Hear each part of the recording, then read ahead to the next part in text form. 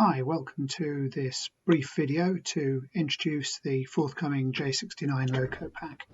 This is the J69, bit of an LNER workhorse. Here we have an example at Ely, going south to Cambridge, having come in from King's Lynn.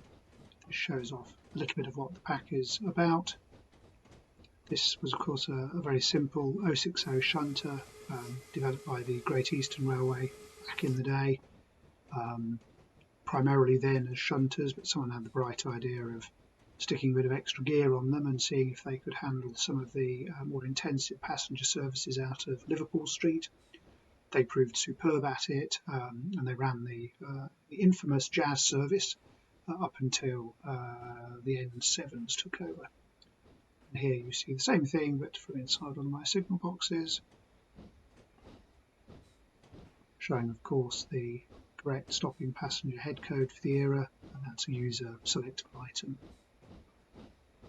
Now this model was something that came about as a result of a request from Brian Walker, who had imported his MSTS model into Railworks 10 years ago now, I think. Didn't like the look of it in Railworks, wanted someone to reskin it, asked me 4 or 5 years ago. I wasn't up to it then. I've learnt some stuff subsequently, and this pack is the result. The J69 and its siblings, the 67, and its near siblings, the 66 and 68, went through 1,000,001 variations during their service lives. Most of them lasted 60 years. This shows an LNER passenger variant. It's got the condensing gear for the Metropolitan widened lines. It's got the Westinghouse pump, because obviously all the stock on the Eastern region, a lot of the stock was air braked. These come here, you see the builder's plate.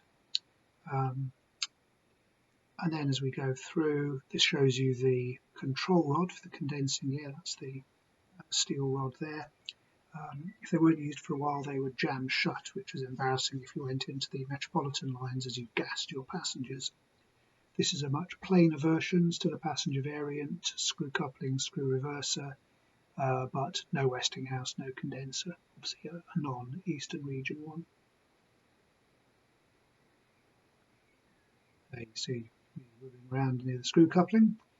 These are shunters. By contrast, they have these sort of 3-link coupling instead. Bit of a simpler model. They use a lever reverser instead, obviously much more handy when you are doing shunting manoeuvres.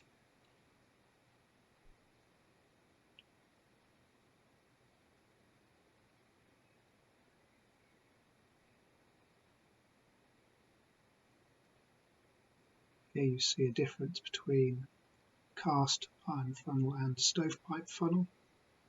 This is a shot of my slightly dodgy interior, and then the camera jerks around for a while while I try to remember what it was I was going to show you next. And I zoom in suddenly because I remember, haha, it was this. This is the Cowlairs shunter's step and handrail. These were fitted at Cowlairs in Scotland. Their shunters obviously had a habit of leaping on and off moving locos, and it was a bit safer when you had a 1.5 yards or so of target to go for rather than just the 10 inches or so of a standard footstep. I shot the builder's plate there. This is pretty much standard sort of shunter. This one's got the cast funnel. Now one thing that I didn't mention, which obviously you all have spotted, was that on the passenger variants I'd got the shroud around the what were Ross pop safety valves at the time. You can always go back and look at that later. So those show you some of the variations of the shunters. Now moving on to the BR era, here we have the BR passenger, and again condensing gear, Westinghouse, obviously the standard early BR logo. Only 4 of them ever got as far as having the later one, so I haven't bothered modelling that. This again is, I can't quite see, is a cast funnel. Most of the later ones had cast funnels. You did see 1 or 2 with stovepipes or rather homemade variations thereon. This one, Westinghouse, but no condensing gear, so for passenger stock, but not intended to go down the widened lines. Certainly in the 50s, there were a specific set of Stratford engines which had the full Monty, including tripcocks, which I have not modelled. For the rest, generally not. This is a bit of a renegade. It's got condensing gear, no Westinghouse. Sometimes the gear was just left on. But now we move on to the shunters again. They've got the old 3-link coupling, much simpler generally speaking, but again, depending upon their life history, they would have this one's got the Cowlairs step, for example. You ended up with pretty much one of everything. It really was a rag bag. And obviously these can be set in the rail vehicle number, so you can play around with those to your heart's content. This one, for example, Westinghouse and Cowlairs shunter step, both with cast funnels. This one the old stovepipe, there were a few of them left, as I said. And otherwise pretty standard. And the last one, I can speak more quickly than I can operate the camera, is again a fairly standard one. This one's got the cast funnel rather than the stovepipe.